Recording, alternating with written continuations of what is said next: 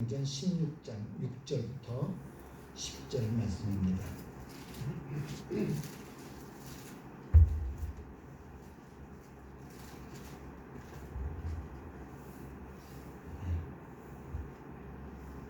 사도행전 16장 6절부터 10절 말씀.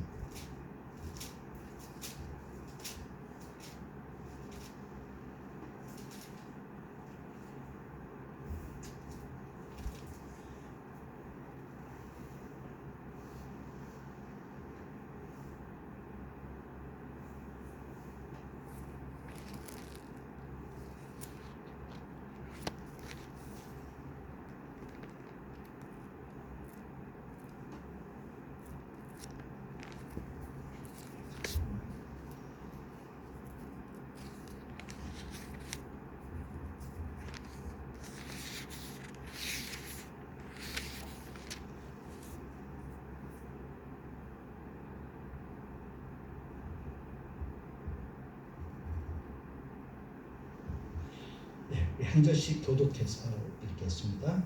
사도행전 16장 6절부터 10절 한 절씩 교독합니다. 성령이 아시아에서 말씀을 전하지 못하게 하시거늘 그들이 부르기아와 갈라디아 땅으로 다녀가 무시아 앞에 이르러 비두니아로 가고자 했을 때 예수의 영이 허락하지 아니하시는지라. 무시아를 떠나 드로아로 내려갔는데 밤에 환상이 바울에게 보이니 마게도냐 사람 하나가 서서 그에게 청하여 이르되 마게도냐로 건너와서 우리를 도우라 하거늘. 함께 읽습니다. 바울이 그 환상을 보았을 때 우리가 곧 마게도냐로 떠나기를 힘쓰니 이는 하나님이 저 사람들에게 복음을 전하라고 우리를 부르신 줄로 인정함이라. 아멘. 2차 선교여행 오늘 우리 함께 살펴보겠습니다. 두 번째 선교 여행이죠.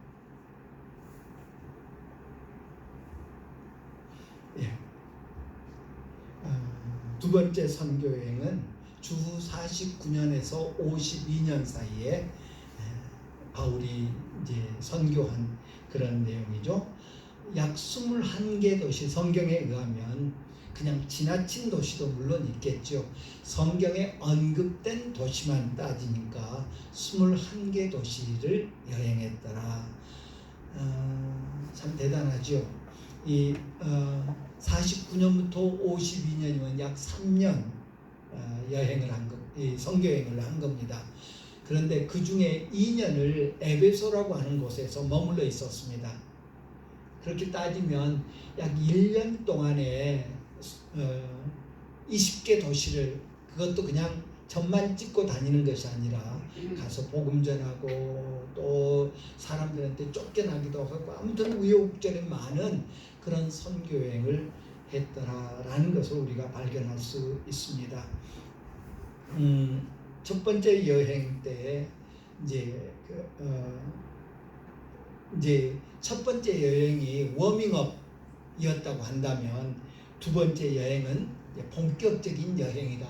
첫 번째 이제 어떤 새로 비유한다면 새가 그 우리 뭡니까 다큐멘터리 같은 거 보면 이제 새가 처음 날기 시작할 때 날개를 한번 쫙 펴서 이렇게 기지개를 켜듯이 날개를 쫙 펴서 그 날개 끝까지 그 모세혈관에 피가 통하도록 하는 일을 한답니다. 날개를 쫙 펴서 그런 다음에 뛰어내려서 날기 시작하는데 바울 사도의 첫 번째 여행이 그것과 비슷하다라고 말할 수 있습니다. 두 번째 여행은 본격적으로 아주 장거리 여행을 하죠. 장거리 여행을 하고 이제 세 번째 여행, 3차 여행은 1차 여행은 이제 아시아 쪽, 2차 여행은 우리가 아까 읽었습니다마는 그 첫 번째 여행 때 갔던 곳을 다시 가려고 했는데 성령이 허락지 아니하시고요. 그리고 마게도니아에서 섰는드는 그런 사람의 환상을 보면서 하나님이 저기 가서 복음 전하라고 그러는구나 인정하고 그쪽으로 갔더라 라는 것입니다. 그래서 두 번째 여행이 이제 아주 길게 여행했고요. 그리고 세 번째 여행은 이 첫 번째 여행과 두 번째 여행을 갔던 곳을 다시 재방문하면서 성도들을 격려하고 믿음 지키도록 그렇게 하는 그런 목적을 갖고 있는 것을 봅니다. 요한 마가를 두고 바나바와 사이가 좋지 않아서 대신 실라를 데리고 떠났다. 예, 요한 마가복음을 쓴 사람이죠. 바나바의 생질 조카였고요. 1차 선교 여행 때 함께 따라갔다가 중간에서 이제 포기한 그런 젊은이죠. 두 번째 여행을 출발하려고 하는데 안디옥에서 출발하죠. 안디옥에서 출발하려고 하는데 바나바가 마가를 다시 데리고 가자라고 하니까 바울이 아주 성격이 급한 사람, 머리도 많이 벗겨지고 네아폴리라고 하는 곳에 가면 이제 바울 사도의 뭐라 그러나요? 동상이 세워져 있습니다. 그 이제 배 타고 거기 도착한 것을 기념으로 해서 동상이 세워졌는데 거기 보면 이제 키도 그렇게 많이 크지 않고요. 머리도 많이 벗겨지고요. 볼품은 그렇게 썩 이렇게 미남, 잘생긴 사람 이렇지 않은가 봅니다.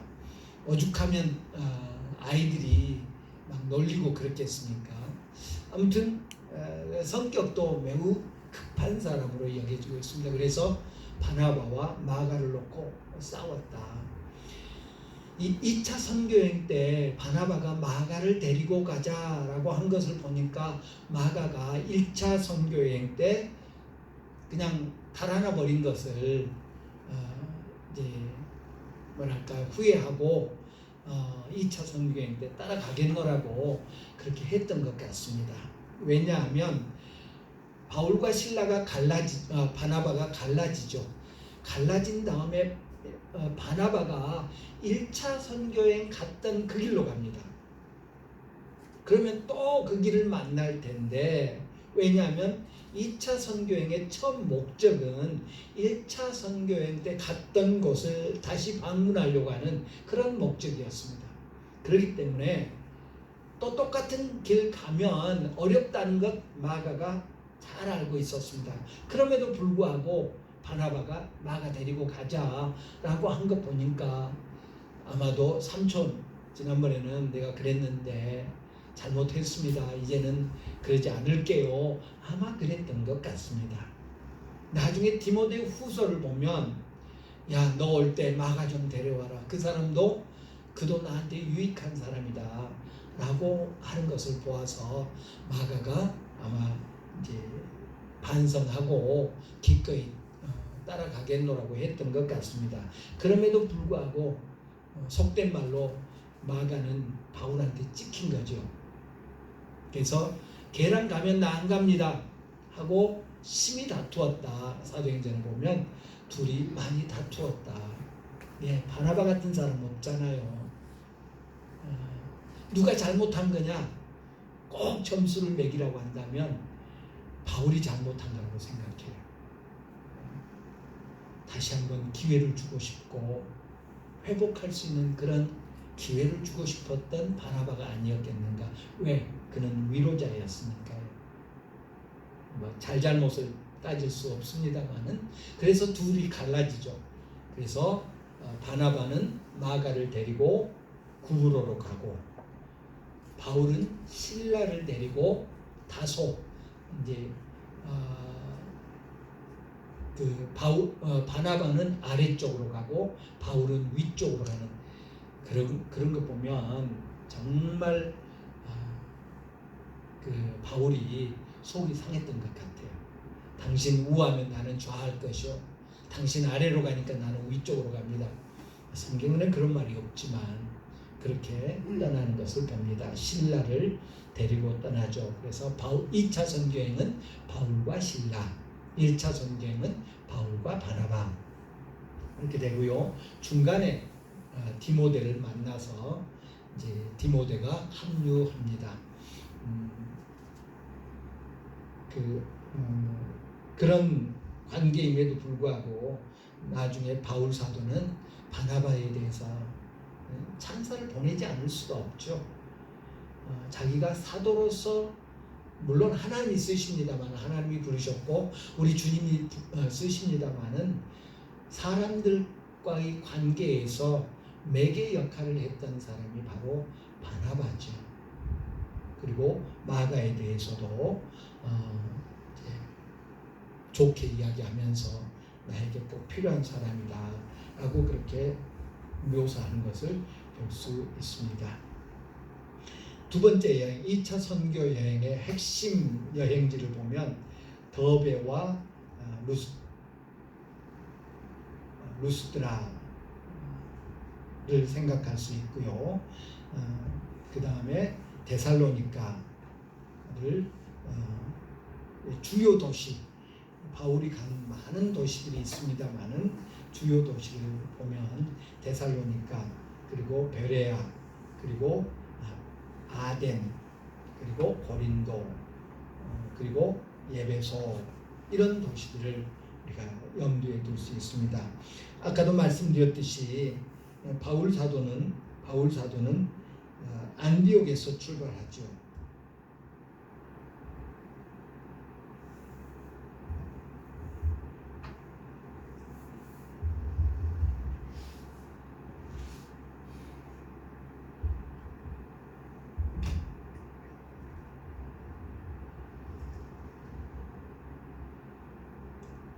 안디옥에서 출발해서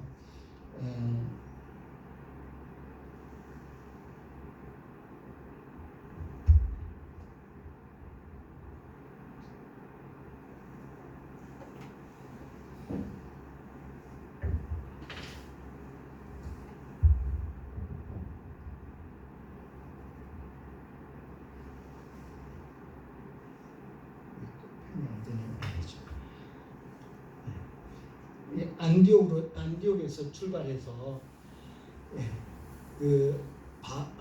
바나바와 마가는 구브로로 내려가죠. 1차 선교행과 똑같이 구브로로 내려가서 이제 바나바는 이 구브로가 고향이지 않습니까? 구브로로 간 다음에 그 이후의 사역은 기록되지 않고 있습니다. 구브로에서 여생을 보냈던 것으로 알려지고 있습니다. 당신이 아래로 갔으면 나는 위로 가겠습니다 해서 꼭 그런 건 아닙니다만은 우리가 이제 기억하기 좋게 위쪽으로 육지로 갑니다. 바나바는 배 타고 이제 구브로로 가고요. 그래서 다소, 그리고 루가오니아 지역인 루스트라, 더베, 이고니온,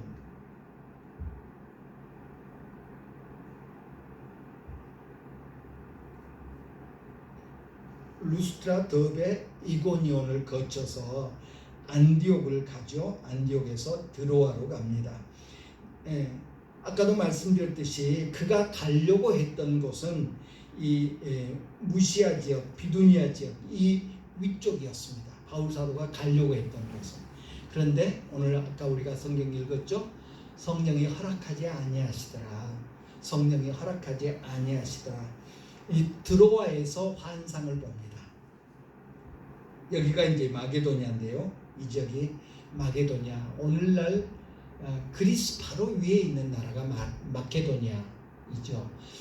이 드로아는 여러분 많이 우리 기억하기 좋게 드로아는 저기 바닷가죠.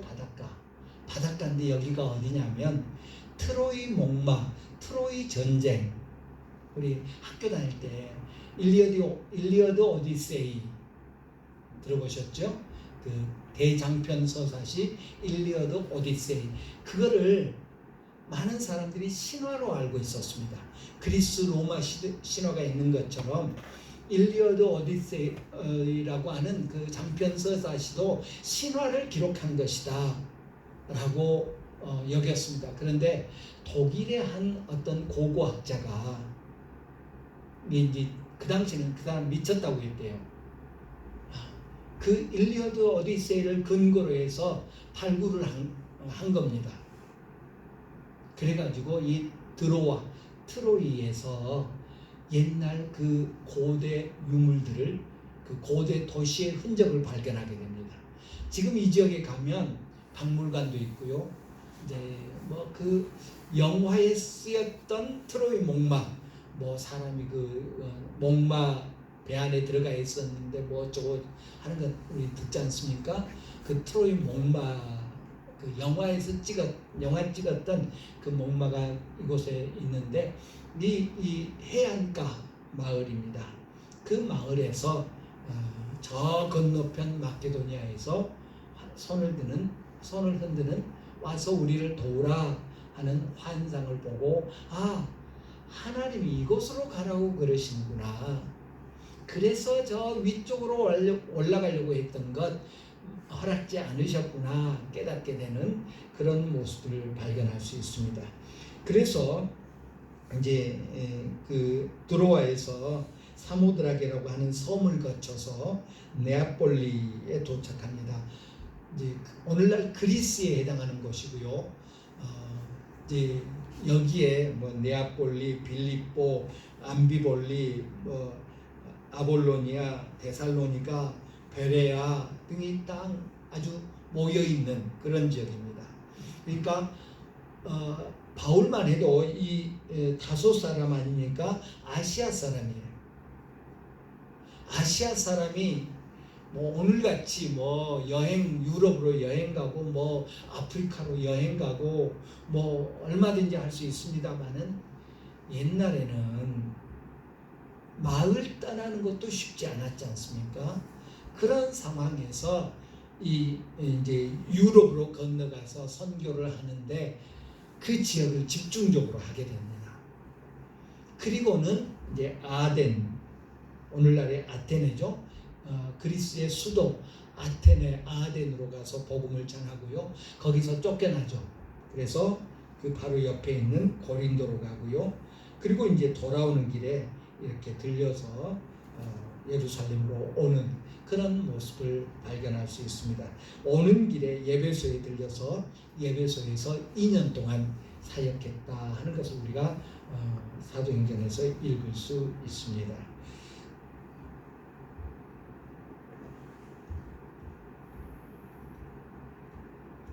네, 이제 이 핵심 지역들을 좀 더 이제 자세히 살펴보면 신라와 함께 여행을 했고요. 요한마가 때문에 바나바와 다퉜고요. 말씀드린 것과 같고요. 더베와 루스드라 지역에서 이 더베, 루스드라, 이고니온 이쪽은 뭡니까? 1차 선교행 때 복음 전했던 곳입니다. 그러니까 바울 사도가 2차 선교행을 시작한 그 의도가 그대로 담겨 있는 곳이 바로 이 지역입니다. 그러려고 2차 선교행을 떠났거든요. 그리고 그곳에서 이제 디모데가 합류를 하죠. 디모데는 아버지는 헬라 사람, 어머니는 유대 사람. 지금도 그 유대인, 이 사람이 유대인이냐 아니냐를 따지는 것이 모계라고 합니다. 우리는 아브라함, 다윗 이래서 부계를 생각하는데 엄마가 유대인이면 유대인으로 그 이스라엘 당국에서 인정을 한다고 합니다. 아무튼 디모데가 합류했고요. 디모데가 이때까지만 해도 바울을 만날 때까지만 해도 할례를 받지 않았었죠. 그래서 이제 바울이 디모데를 합류시키면서 유대인들에게 책잡히지 않도록 하기 위해서 디모데를 할례 받게 한 다음에 데리고 가는 것을 봅니다. 루스드라, 이고니온 교회의 추천을 받아서 여러 지역을 방문하게 됩니다. 이제 1차 선교여행 때 갔던 곳을 다시 가려고 했는데 어떤 곳은 가려고 하는데 뭐 이렇게 상황이 허락지 않은 것입니다. 그것을 바울 사도는 성령이 막으셨다라고 묘사하고 있는 것을 볼 수 있습니다. 그래서 그는 억지로 막 꼭 가야 돼. 뭐 어떤 상황이 있어도 가야 돼가 아니라 성령의 인도하심을 따르는 성령이 막으신가 보구나 하고 성령의 인도함을 따르는 그런 모습을 볼 수 있죠. 드로아로 내려갔어요. 거기 환상을 보고요. 요한마가 때문에 이건 지워야 되는데 안 지워졌네요. 빌립보로 항해하게 됩니다. 네아폴리로 해서 빌립보 가고요.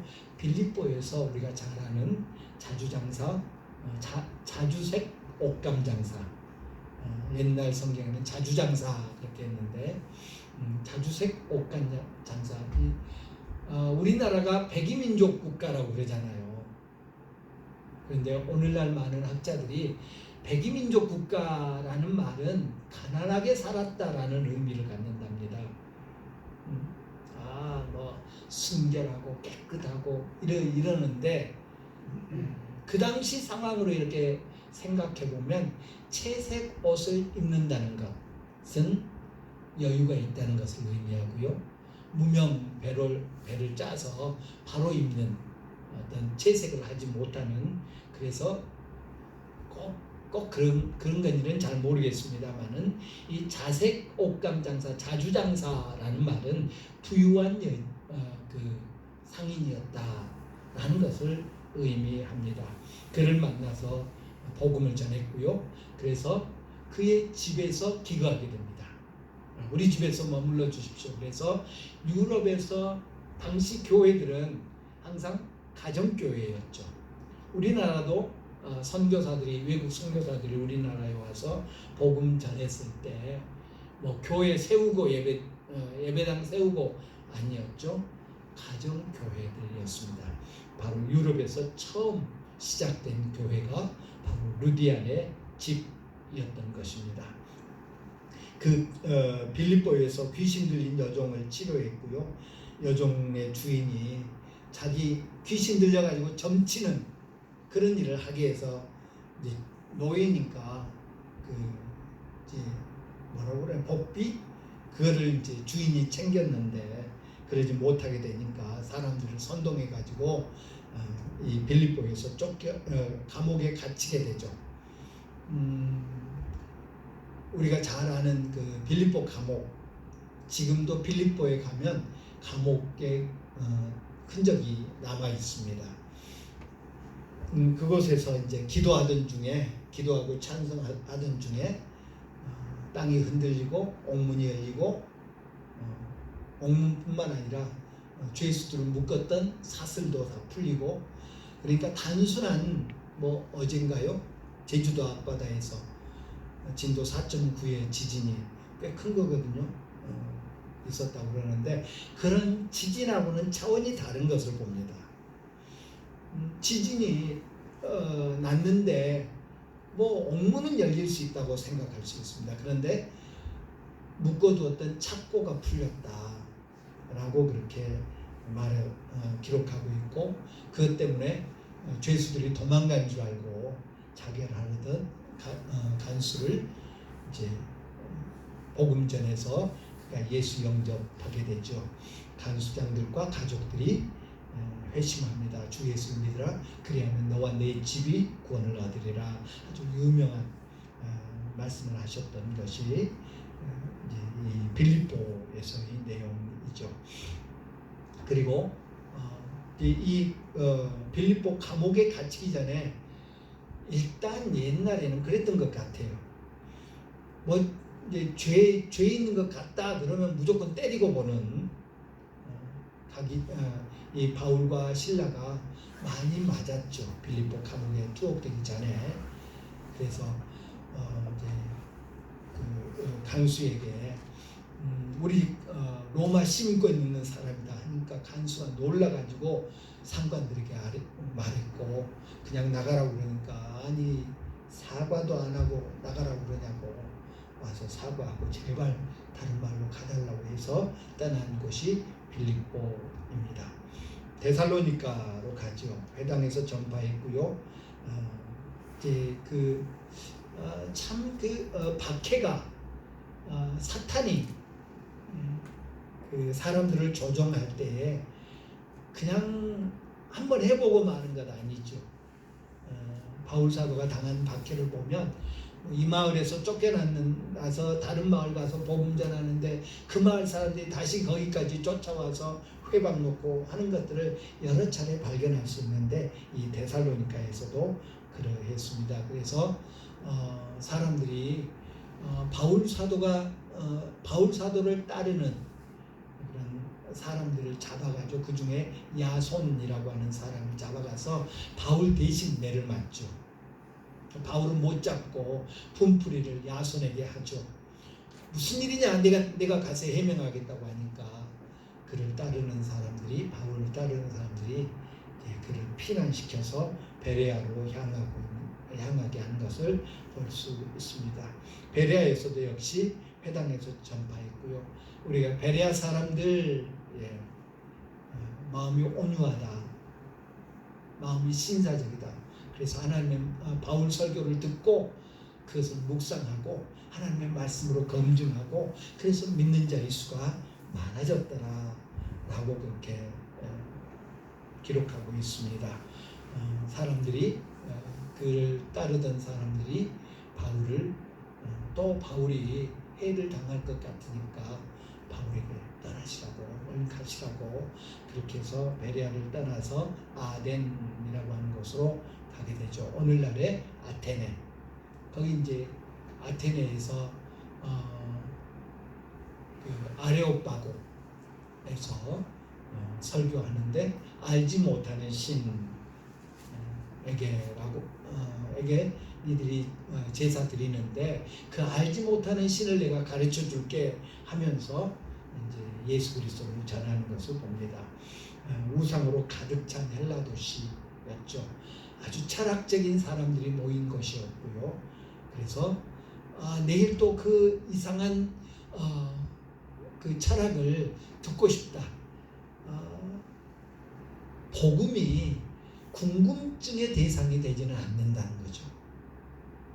구원을 주시는 하나님의 능력, 바울 사도가 로마서에서 언급했던 것처럼 복음은 구원을 주시는 하나님의 능력이지 사람들의 호기심, 사람들의 어떤 그 궁금증을 채워주는 그것이 복음은 아니다. 예수님께서 사역하실 때도 그러지 않습니까? 우리에게 표적을 보여주시면 우리가 믿겠습니다. 예수님 그 요구에 이렇게 답하지 않으셨죠. 복음은 어떤 궁금증을 해소시키는 것이 결코 아님을 우리가 성경에서 보게 됩니다. 그래서 그 아덴에서는 믿는 사람들이 별로 없었어요. 예나 지금이나 무슨 쩍쩍쩍 하는 사람들이 잘 못 믿어요. 철학적, 신학적, 역사적, 논리적 이렇게 쩍쩍쩍 하면서 따지는 사람들은 예수님을 영접하는 데 많은 어려움을 겪습니다. 아덴 사람들이 그런 사람들이었어요. 그래서 소수의 몇 사람만 이제 바울의 삶을 보면서 바울의 친분, 바울과의 관계 이런 것들로 인해서 예수 영접하게 됐고요. 그리고 고린도로 가지요. 고린도는 이제 아덴에서 한 30분 차로, 오늘날 차로 한 30분 떨어진 바울 사도 당시에는 섬이었습니다. 지금은 다리가 낮아서 연륙되어 있는데 그곳으로 가서 복음을 전합니다. 이곳 역시 우상 숭배가 아주 팽배했던 그런 곳이고요. 거기서 아굴라와 브리스길라를 만나죠. 동업자 아굴라와 브리스길라. 그런데 이 아굴라와 브리스길라가 바울을 만나서 예수 믿은 것 같지는 않습니다. 이미 로마에 있으면서 예수 그리스도를 영접한 그런 사람. 그런데 로마에서 그 로마에 있는 유대인들 다 추방하는 명령을 내렸었습니다. 그래서 유대인들이 뿔뿔이 흩어졌는데 그때에 이 고린도까지 어떻게 온 사람이 브리스길라 아굴라 부부였습니다. 어떤 학자들은 그렇게도 이야기합니다. 아마 그들은 예수 모르고 왔다가 동업하다가 바울에게 전도받아서 예수 믿은 사람일 것이다 라고 말합니다. 그런데 로마서에 보면, 로마서 마지막 16장에 보면 안부를 전하는데 이 브리스길라와 아굴라의 안부를 전합니다. 그 이야기는 로마 교회 성도들이 이들을 알고 있었다는 거죠.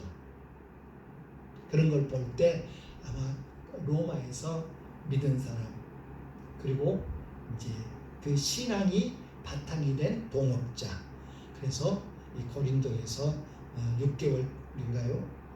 있으면서 그들과 동업하면서 자비량 선교를 돈 벌어가면서 선교를 했다라는 것을 우리가 읽을 수 있습니다.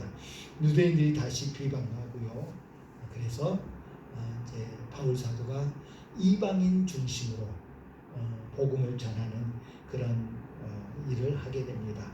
항상 가면, 어느 마을에 가면 유대인들의 회당에 가서 복음을 전했어요. 그러니까 우리 디아스포라 유대인이라고 그러거든요. 우리 요즘 그 유럽 이스라엘 사람들이 한국 사람들을 연구한대요. 이스라엘과 우리나라의 관계가 매우 지금 좋아져 있습니다. 그러면서 그 이스라엘의 건국 기념일에 그 야드바셈이라고 하는 예루살렘에 있는, 우리나라로 하면 현충원? 네, 현충원 같은 데입니다. 그 2차 세계대전 때 600만 명이나 죽었지 않습니까? 히틀러에 의해서. 그분들을 기리는 야드바셈이라고 하는 큰 전쟁 기념관 내지는 현충원 같은, 무덤은 없습니다. 이제 거기 들어가면 벽에 그 희생자들 이름이 쫙 이렇게 큰 벽에 전체에 그런 곳인데, 거기 개관식을 하면서 세계 각국 나라들 정상을 초청했어요. 우리나라도 초청받고. 그런데 일본 수상은 초청하지 않았어요. 독일 수상도 초청했는데 이유는 용서를 구하지 않는다. 아주 그런데 아무튼 최근에 그 우리나라와 군사적인 무기 개발하는 거, 여러 가지 것들을 지금 이스라엘이 우리나라와 협력하고 있는데, 그들이 하는 이야기가 한국 사람은 참 연구의 대상이라고 그러는데, 연구의 대상이다. 한국 사람 같은 사람들이 없다. 네.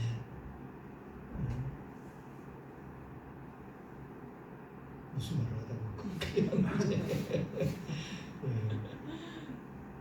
아무튼 고린도에서 이제 그 복음을 전했고요. 그 회당 이야기하다 그렇게 회당에서 복음을 전했는데, 한국 사람하고 유대인들하고 비슷한 점이 몇 가지가 있는데, 그 중에 하나가 유대인들이 안 가 있는 나라가 없답니다. 아마 북한 정도? 유대인들이 없는 나라가 없을 정도이고요. 그에 못지않게 대한민국 국민이 없는 나라가 없대요. 예, UN, 우리 옛날에 학교 다닐 때 UN 그 가입 국가가 몇 개국이냐 시험 잘 나왔는데, 지금은 이제 그런 시험 안 치니까 몇 개, 가입국이 몇 개국인지 혹시 아세요? 잘 모르겠는데, 유엔에 가입해 있는 나라 숫자보다 우리나라 국민이 가 있는 나라 수가 훨씬 많답니다. 그 정도로 유대인들하고 비슷하다는데, 유대인들은 AD 70년에 로마에 의해서 예루살렘이 완전히 파괴되죠. 그때 이후로 세계 곳곳으로 흩어졌습니다. 세계 곳곳으로 흩어져서 바울이 이 아시아 지역, 소아시아 지역, 오늘날의 터키 지역 갈 때도 가면 먼저 찾는 곳이 유대인의 회당이었습니다. 유럽 가서도 어느 마을에 가면 먼저 유대인의 회당에 갔습니다. 유대인들이 가는 곳마다 회당을 지어서 그들만의 하나님 섬기기를 힘썼기 때문에 회당이 있었습니다. 오늘날도 유대인이 있는 나라에는 다 회당이 있는데 우리나라에는 회당이 없는 것 같아요. 제가 몰라서 모르겠습니다만은 우리나라에는 유대인 종교인들 안 보이잖아요. 키파 쓰고 남자들 키파 쓰고 유대인들은 여자들은 그 히잡처럼 그들도 머리에 이렇게 꼭 수건이 아니죠. 뭐라 그럴까?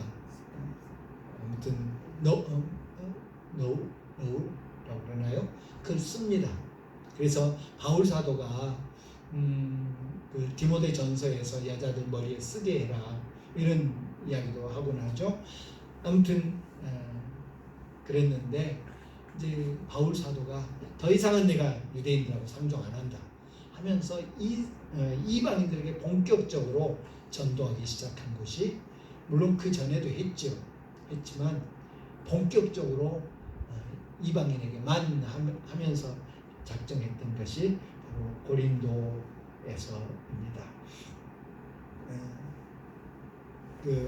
뭡니까? 바울이 가는 곳마다 핍박당하죠. 배척당하고 그때 하나님께서 우리 주님께서 환상 중에 사람들이 두려워하지 말라. 네가 저 로마까지 가서 복음을 전해야 될 것이다 라고 격려하면서 비전을 주시는 그런 모습을 봅니다. 이 고린도에서 1년 반 동안 머뭅니다. 1년 반 동안 머뭅니다. 예, 터키, 그리스 또 뿐만 아니라 이제 예루살렘 또 이스라엘 가면 이제 성지순례를 많이 하죠. 이스라엘 성지순례, 터키, 그리스 성지순례 하는데 우리가 성지순례 할 때 딱 알아야 될 게 뭐냐면 거기 있는 교회들, 뭐 이스라엘은 그대로 보존된 교회들이 대부분이죠. 터키는 거의 무너진 교회, 100% 무너진 교회라고 보면 됩니다. 모든 뭐 예배소, 어디 다 무너진 교회입니다. 그리고 그리스도 대부분 무너졌습니다. 복원되기도 하고요. 그런데 그 교회들은 예수님 당시 교회가 아니라 성경에 쓰여 있는 교회가 아니라는 거 꼭 염두에 둬야 됩니다. 성경의 교회는 가정교회입니다. 가정교회. 그러면 우리가 그 성지순례 가거나 뭐 텔레비전에서 뭐 세계 테마 기행, 걸어서 세계 여행 뭐 이런 것에서 보는 그런 교회의 흔적은 뭐냐? 교회의 유적은 뭐냐? 무슨 시대? 로마가 기독교를 국교로 인정한 다음에 세워진 교회들입니다. 그러니까 무슨 시대라고 그러죠? 비잔틴 시대. 네, 비잔틴 시대입니다. 거기 이제 그림들도 훼손되고 아이콘이라고 그러죠. 아이콘. 그런데 그 벽화 또 천장의 천장화 뭐 이런 것들도 남아 있기도 하고 훼손되고 터키가 그 근동을 지배할 때 그거 우상이라고 해서 다 쪼아버렸습니다. 그런 것들 역시 그 비잔틴 시대의 작품이다라는 겁니다.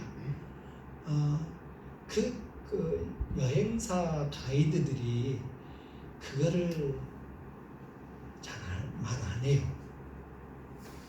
예수님이 여기 이래야 사람들이 많이 오니까 역사를 좀 이렇게 바로 알 필요는 있죠. 물론 그럼에도 불구하고 그곳들이 그러니까 우리 이스라엘도 그렇고요, 터키, 그리스도 그렇고요. 보면 이제 우리가 쉽게 가지 못하는 저 이라크, 이란 이런 곳에도 구약의 지명들이 그대로 남아 있습니다. 구약의 지명들이. 그런 것을 보면서 성경의 역사성, 하나님의 말씀은 실제로 우리 인간의 역사 가운데서 벌어진 일들이다 라는 것을 알 수 있죠. 비록 비잔틴 시대에 지은 건물이든지 터키 가면 굴 속에 교회가 있고 그러잖아요. 그런 것들이라도 그 비잔틴 시대의 신앙인들 혹은 그 이전 그 이후의 신앙인들이 얼마나 믿음 지키기 위해서 힘썼는가. 우리 목사님들이, 우리 지방의 목사님들이 몇 년 전에 터키로 성지순례를 갔는데 그렇게 가니까 의미가 그렇게 크지 않습니다. 왜냐하면 버스에 딱 앉아 있으면 편안하게 턱 떨어뜨리면서 여기가 에베소입니다. 또 한참 버스 타고 가니까 여기가 안디옥입니다. 여기가 이고니온입니다. 이렇게 하니까 가서 돌만 보고 오는 거죠. 무너진 교회 터만 보고 오는데 재작년에 제가 직접 차를 몰고 운전하면서 그런 성경에, 그러니까 사도행전에 나오는 교회들 자리를 갔어요. 힘드니까 더 은혜가 되더라고요. 차로 가도 이렇게 힘든데 먼 곳을 바울 사도가 복음 전하기 위해서 그렇게 먼 길을 가셨다. 2만 킬로, 1차, 2차만 해서도 16,000킬로, 만 마일, 16,000킬로를 다니셨다고 그러잖아요. 그리고 돌아오는 길에 에베소에 들립니다. 바울이 설교한 후에 에베소 사람들이 거기에 머물러 줄 것을 요구하는데 하나님의 뜻이면 다시 오리라고 그렇게 이야기하죠. 고린도 후서에 보면 나는 이런 어려움들을 당했다라고 하면서 이제 막 그 핍박이 임하기 시작하는 그런 무렵이죠. 바울 사도의 후반기가. 그럴 때에 이제 나는 이런 어려움을 당했다. 당신들도 핍박을 잘 견뎌내라 하는 그런 이야기를 하고 있는 것을 봅니다. 옥에 갇히고 매질을 당하고 마흔에서 하나 감한 매를 5번이나 맞고 3번 태장을 맞고 돌에 맞아 죽은 줄 알고 사람들이 내다 버리죠. 3번이나 파선, 배가 파선하는 경험을 했고 강도, 이방인, 시내, 광야, 바다, 거짓 형제의 위험을 당하기도 했다. 혹은 잠을 자지 못하기도 했고 배고픔을 당하기도 했고 목마름을 당하기도 했고 추위에 떨기도 했고 헐벗었으며 이런 어려움들을 당했다라고 하면서 1차, 2차, 3차 선교행이 결코 룰루랄라가 아니었음을 분명히 하죠. 네. 아까도 말씀드렸습니다만 제가 직접 차를 몰면서 차 렌트해가지고 차를 몰면서 다니는데도 멀고요. 또 여관에서 이제 그 모텔 같은 데서 이제 자고 이렇게 또 밥도 다 사 먹고 그러는데도 힘들더라고요. 그런데 하물며 바울 사도는 자기가 텐트 만들어서 판 돈으로 생활하면서 혹은 여기 나온 것처럼 매를 맞기도 하고 돌에 맞아서 기절하기도 하고 뭐 때문에? 복음 때문에. 바울 사도가 로마서 1장에서 하는 고백이 항상 마음에 있습니다. 내가 복음을 부끄러워하지 아니한다. 이 복음 모든 믿는 자들에게 구원을 주시는 하나님의 능력이다. 나는 복음의 빚진 자다. 사랑의 비두에는 치지 말라. 그 말은 사랑의 빚진 자라. 사랑의 빚진 자 심정이 바울로 하여금 이런 헌신을 하게 했음을 기억합시다. 우리 다음 주에는 3차 선교여행과 로마로 여행하고 마무리하겠습니다. 기도합니다.